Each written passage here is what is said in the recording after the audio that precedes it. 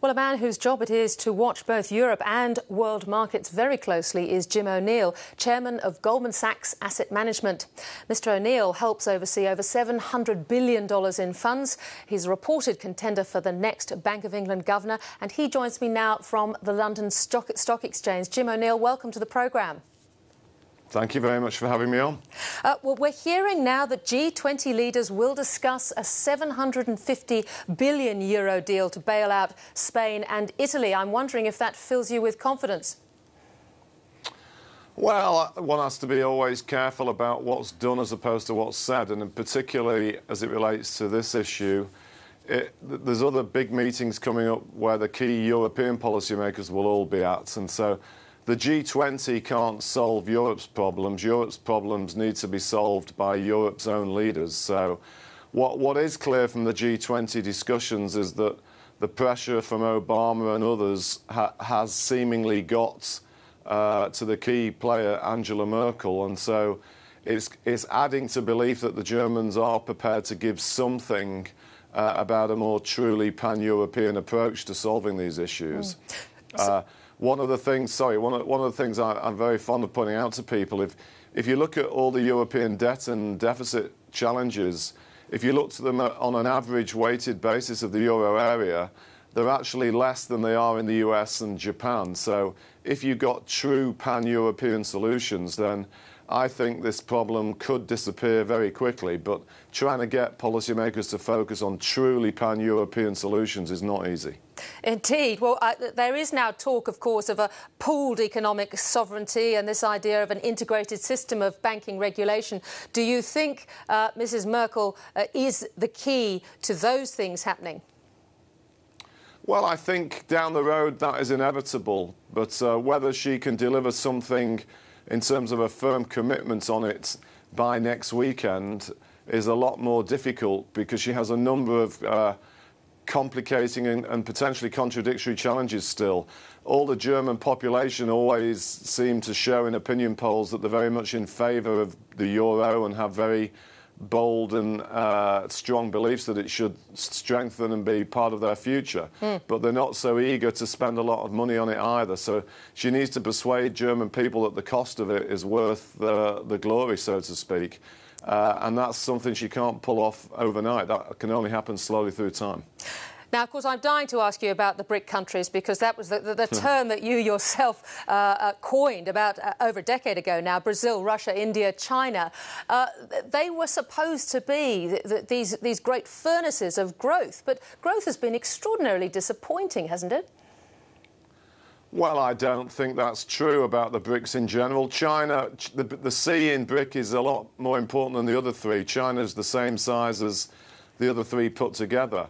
And even though China's slowing because the policymakers primarily deliberately slowed the economy to get rid of inflation.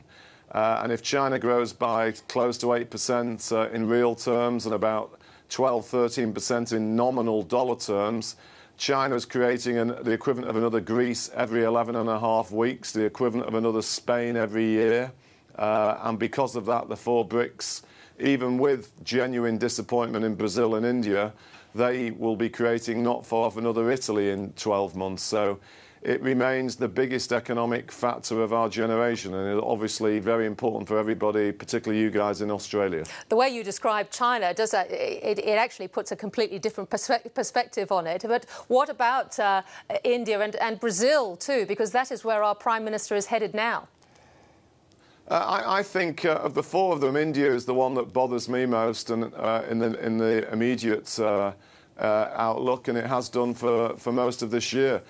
India needs to borrow some of China's decisiveness. In many ways, India's too much in love with its own democracy. They're often eager to say it's the world's biggest democracy, but many times Indians smother themselves with their democracy. They need to get...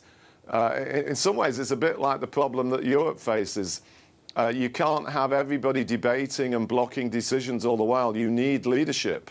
And, of course, we all criticise China for not being a democracy, but when they want to get things done, they get things done. And India needs to learn some of that. Otherwise, India's going to disappoint for quite a while.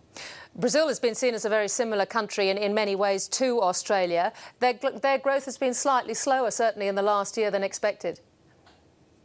Yeah, it's quite. I often think of Brazil as sort of the new lucky country taking up your mantle, and there are very strong comparisons. In fact, the biggest challenge they have is a bit like the one that it seems to me you face. A bit of a two-tier economy has come around again, and the strength of the Brazilian currency has become a big problem for them in the same way that the strength of the Aussie dollar has compounded some of Australia's challenges.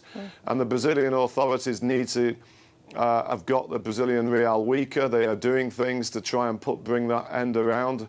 They've actually had some success. The real's 25% down in the past 4 months. And whilst that brings its own challenges, particularly with respect to inflation, I think it's something that Brazil should stick with, because they need to improve the balance of the economy and not be as dependent on commodities as they've been. And briefly, where does that put Australia? You know, Australia's in a slightly tricky position as well for the first time in many, many years. China, in particular, is the key driver of the external terms of trade for you. In my judgment, is moving to an era where it's all about the quality of growth as opposed to the quantity. And they're not going to be consuming as much energy or as much polluting commodities in general as they have been. It's a central part of the 5-year plan. So that means the demand for various raw materials from China in Australia is not going to be as big as perhaps many people in Australia think. But once Australia adjusts to that new reality, I don't think it should be a persistent dilemma or challenge. And in fact, it might help to take some of the pressure off the very strong Australian dollar, of course. Jim O'Neill, delight to have you on the programme. Thank you for talking to us, sir. Thanks for having me. Take care.